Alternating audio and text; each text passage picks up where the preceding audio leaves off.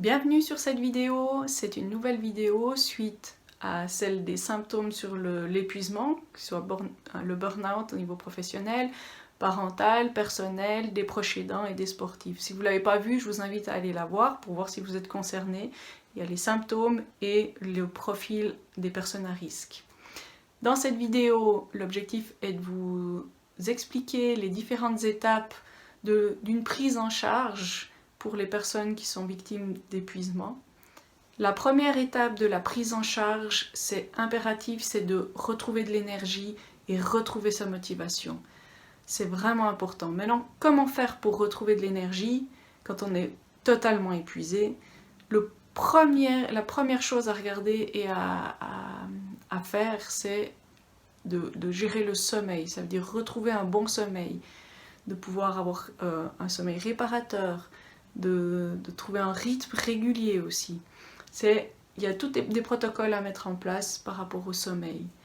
La deuxième chose, c'est l'hygiène de vie au niveau de la nourriture. Ça veut dire aussi retrouver des repas, non seulement d'avoir des rythmes réguliers, mais aussi une nourriture saine.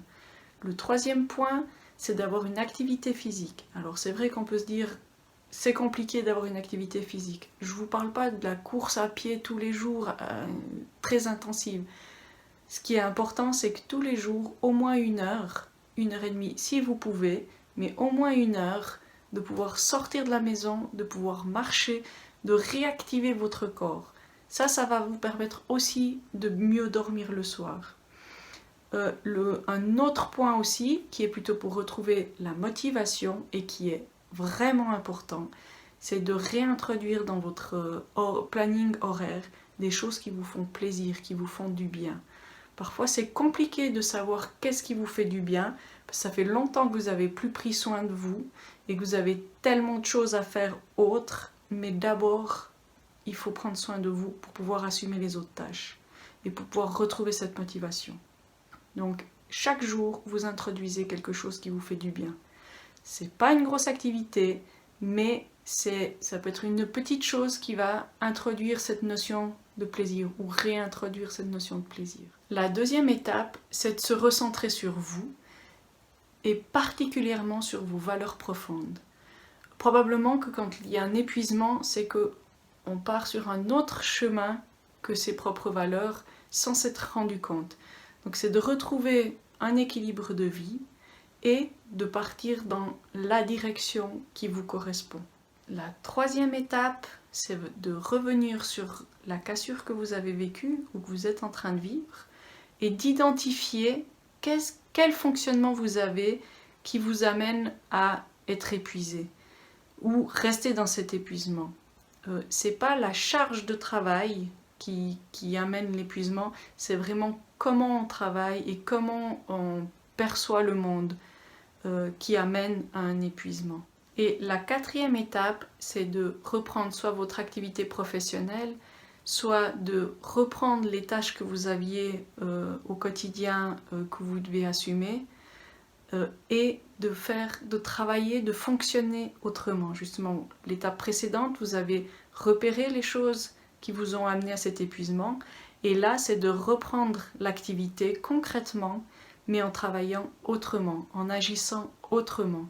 Ça va vous permettre d'assumer la même charge de travail, mais en étant mieux et en étant épanoui. Et enfin, la dernière étape qu'il ne faut pas négliger, c'est d'une fois qu'on a repris le travail autrement, c'est de consolider ce que vous avez acquis. C'est très facile de revenir dans des anciens comportements et de nouveau se faire submerger par le stress. C'est important justement de consolider les nouveaux comportements, les nouvelles habitudes que vous avez prises pour ne pas rentrer dans un cercle vicieux et de retomber dans un épuisement dans quelques temps. Si je fais le résumé des 5 étapes, la première, c'est de retrouver l'énergie, de retrouver sa motivation. La deuxième étape, c'est recentrer sur soi, retrouver un équilibre de vie, ses propres valeurs. La troisième étape, c'est comprendre qu'est-ce qui s'est passé pour que vous arriviez à cet épuisement. La quatrième, c'est reprendre la vie active et de travailler autrement. Et la cinquième, c'est de consolider le tout. Dans les différentes vidéos qui vont suivre, je vais vous présenter des outils qui vont rentrer soit dans l'étape 1, 2, 3 ou 4 ou 5 et qui vont vous aider à passer le cap de cet épuisement. Si vous avez aimé cette vidéo, vous pouvez la partager, vous pouvez liker et me faire un commentaire pour me dire si vous avez besoin de précision sur une ou l'autre des étapes. Je vais regarder par rapport à ce que vous me faites comme commentaire pour les prochaines vidéos vers lesquelles outils je vais me diriger. Je vous remercie encore d'avoir suivi jusqu'au bout cette vidéo et je vous souhaite une bonne suite et j'ai envie de vous dire, faites-vous plaisir, c'est l'essentiel. Ça va vous permettre de retrouver de l'énergie et de la motivation. À bientôt!